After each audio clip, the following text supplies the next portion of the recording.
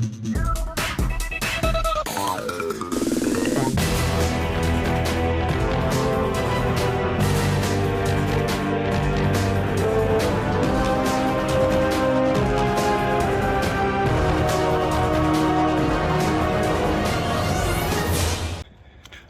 up YouTube, Dal here from Z4 Games, and today I thought I'd do pretty much a video I've done before, but I'm going to do it on my walk to work.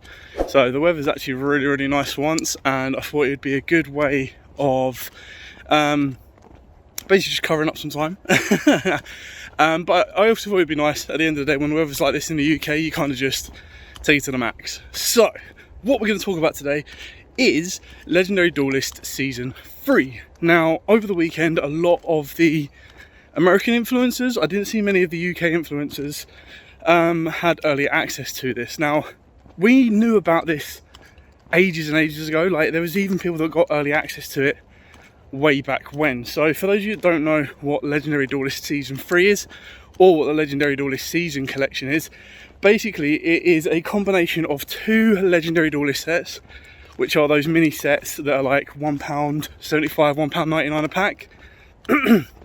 And they provide support specifically for a range of anime based decks. So for this one, Legendary Duelist Season 3 collection is actually combining, I believe it was Legendary Duelist 5 and 6.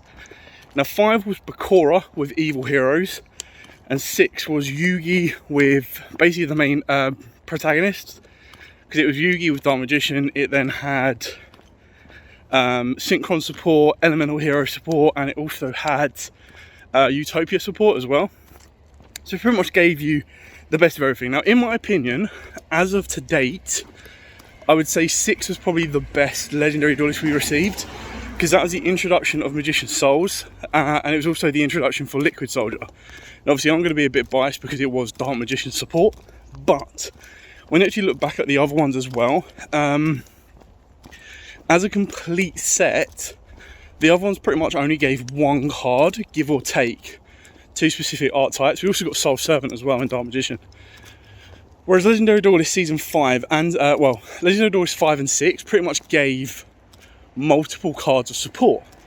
So on the face, this is actually an incredibly good set to be getting.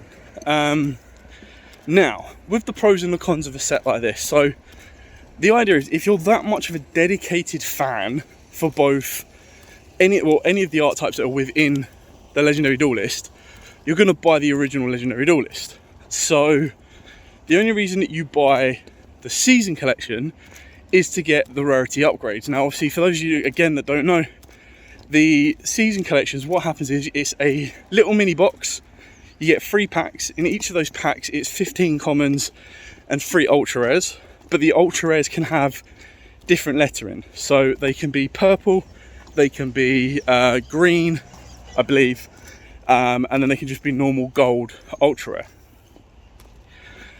Off the back of that as well, you get 1 secret rare promo. I believe there's 10 of them to get, 5 of which are brand new cards that we haven't had before, and 5 of them are reprints within the set that have been rarity upgraded to like a secret.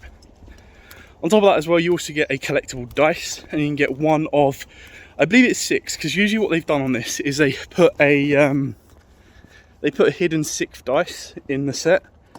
Now, annoyingly, the hidden 6th dice is Dark Magician Girl, and it's the Dark Magician Girl of the original art. So the ones that you can get just in general is Dark Magical Circle, Dark Magician, Jet Synchron, the Elemental Hero Neos face, and then the hero logo, which is really cool. So you can tell that they definitely know the audience that they're pinpointing when there's 3 Dark Magician based dice in that set. Now for the promos, Liquid Soldier is a secret rare, Soul Servant is a secret rare, and I'm trying to think what the other actual reprints are off the top of my head. So the new cards aren't amazing. They're just minimal support. Like, I believe we get a new Harpy Dragon, which is pretty cool, but it's dedicated towards Harpies. We get a mystical elf with blue eyes in the background, which is kind of cool. I believe like special summons itself if a normal monster is destroyed, or if you control a normal monster, something like that. Then there's a new Golden Kaiser, and that's pretty much what you're looking at. So in regards to the sets themselves, in America, the way these boxes work is they're all completely sealed. You just get like a box. You can't see the dice, you can't see the promo, you can't see anything. Whereas in the European areas, if it follows suit of all of the old ones, the way it works is it's an open, like there's an open screen on the front, and through that screen you can see, if you, not that I'm condoning this, sometimes they're not packaged properly, so the promo actually slides through the packs, so you can actually see what promo you can get, which can control and dictate the value of the promos. Because at the end of the day, if someone says, oh, you know what, we're going to charge you £20 for the Soul Servant promo, you just go, well, I could just go around my local, or I could just go around multiple locals and then find the one with that promo in it, and then pay the retail of $14.99 and get 3 packs and a dice with it. So it really does control. You get a very nice little echo reverb while I'm in here. It controls the limit on how much they can charge, really, for the promos. And then off the top of that as well, the dice. So previously you actually saw exactly what dice you were getting. In the Hidden Arsenal Season 1 collection, they put like a bit of cardboard over it. So again, if you wanted to, there are ways of seeing what dice is in there. So if you wanted to, you could try and dig for the Dark Magician Go on. Depends if your locals lets you fondle the boxes or not. But ultimately it will be random choice. Now the dices themselves go for like £1 to £2 on the normal ones. And then the Dark Magician Go one will possibly go, if it's anything like it will probably be a little bit more actually. So like the previous one we got was a Wing Karibo one, and then before that was like a KC dice. The KC dice went for about £15, dropped to 10. The Wing Karibo dice went for 10, dropped to about like 7 or 8. So I expect the Dark Magician Go to between £10 to £15 for that dice. So again, depends on how easy it is to find that dice, see that dice, and kind of go off the back of that dice. So, to buy or not to buy, we've gone over like the general base values. Now, I don't expect the ultra rares to be anything too amazing, like cost-wise. Most of them in a set like this comes down to how much the set is purchased. No, I'm really disappointed the Magician's Rod didn't get an upgrade. Like, that is like, bro, why? Like, you had ample opportunities. You could have made it a secret rare promo. You could have just given it an ultra rare upgrade in general. So yeah, that's a little bit disappointing. However, that being said, those that didn't get the original Legendary Duelist 5 and 6, which is now out of print, you're going to want to get to this set. If you didn't get the reprints of Magician's Souls in Brothers of Legend or Battles of Legend, whichever one it was, again, you're going to want to get this set. So I think when it comes down to, is this set meta viable? Answer's probably no. Like, all of those that, like, the most meta card in it would have been in Magician's Souls, and those that probably wanted it the most would already have it. So that's kind of one thing on there. The other bonus of it is the fact that because it does reprint a lot of Dark Magician stuff, if you wanted to build Dark Magician, you can do quite easily. The only thing you're going to struggle to get would be those Soul Servants.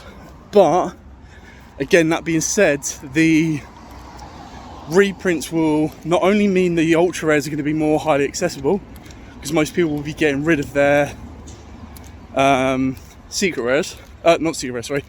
Most people will be upgrading their ultra rares to secret rares, but it will also mean that the secret rares are more accessible. Like, I believe the ultra rare went to like 25 to 30 quid, something like that. So it's definitely going to keep it within like a £10 region or a £10 mark.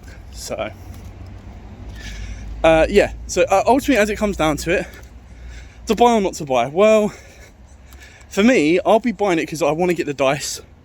I really want to get some Soul Servants, and I'd like to support my locals. But as you can kind of tell from that, I'm only really buying it for Dark Magician upgrades, Liquid Soldier upgrades, the promos. So it's like, well, I'm not going to buy like 15 random boxes for the odd chance of getting them. Like, I'll buy 1 or 2 from each of my locals to A, open up, and then B, see what I get. But because I'm not that fussed about the ultra rares, ultimately, and because it's random, it'll be a lot easier for me to pick up everything in singles. So there's not really a burning desire. So as a meta player, probably not going to touch the set at all. As a casual player that's like, oh, I really need Liquid Soldier. Wait for the loud motorbike to go by. Or as a Dark Magician player that's like, oh, I really want Magician Souls. You could probably buy 1, see what promo you get, see what dice you get, see what ultras you get, and then go from there. Now, ultimately, I think it comes down to how many ultras you want.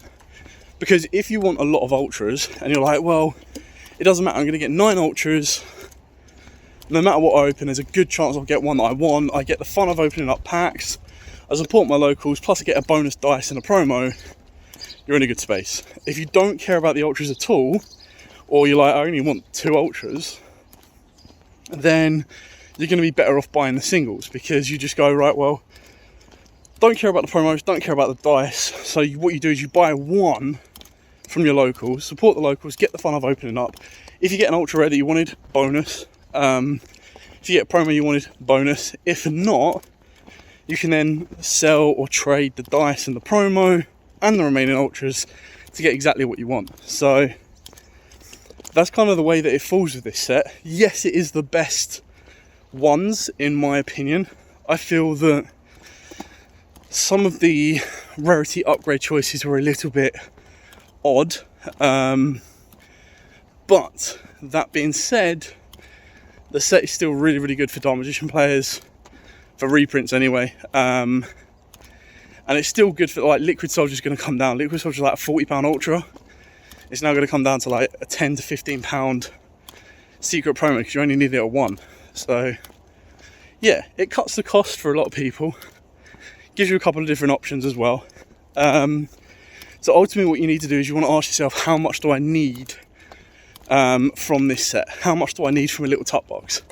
Like I said, you're getting 9 ultras, you're getting 1 promo, 1 dice, and then like 15 comments per pack. So 45 comments. So you definitely get like card value for money, but resale value is a little bit more difficult. So if you want a load, it's worth getting. If you only want a very tiny amount, it's worth getting 1 and then trading off the rest, because at the end of the day, if you pull a Liquid Soldier or a Soul Servant, you trade them off very easily. The promos are also kind of good, because I believe the new Harpy Dragon's really good for Harpies. So that's a promo that Harpy players would want to get. But because they only want the promo, they'll probably just go, I'll buy 1, see if I get it, and then buy the singles or trade into the singles. Anyway, I hope this video has kind of helped. I hope it's given you an insight into, well, basically my thoughts on the set in general, and how much you should invest or not invest. Like I said, it's going to be a little bit different buying from your locals in the UK and the European areas, because of the way the packaging is. It can help you cherry pick possibly the dice, maybe the promo that you want, if you're lucky. Whereas in America, it is complete potluck of you get what you get, it's all completely sealed. So we'll soon see and go from there. I will try and post a video when Tier 0 posted their pre-orders. Like, this isn't due out until 21st of July, so we still have a decent while. Well, I say a decent while, it's like a week Thursday, so 3 days time or 2 days time, whenever this video drops.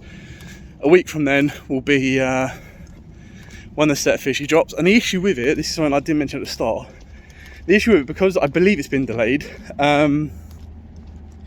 literally the week after Power of the Elements drops. Now, Power of the Elements is scheduled to be one of the biggest sets of the year, because it contains splites, which the full deck itself is in that set and ready to be viable, and then it provides the first set of the Telemans. So it's like you're giving us 2 possible meta decks all in one go, and a week before that you're bringing out Legendary Duelist Season 3. So unless you've got a lot of disposable income, you're probably going to go, well, if I save that £15 or like $20, $15, whatever it is, from Legendary Duelist, I can then spend that on Power of the Elements pre-release the week after. Whether you're going to buy the packs, whether you're going to buy the singles, whatever. Because I mean, basically, well, the way you see it is, one Legendary Duelist Season 3 box is one sneak peek entry to Power of the Elements. So you just never know. Anyway, thank you so much for watching. Don't forget to like, comment, subscribe, share. Let me know your thoughts of Legendary Duelist Season 3 in the comments down below. I'll be more than happy to answer any questions you have as well. As absolutely always, guys, stay safe, and of course, happy dueling.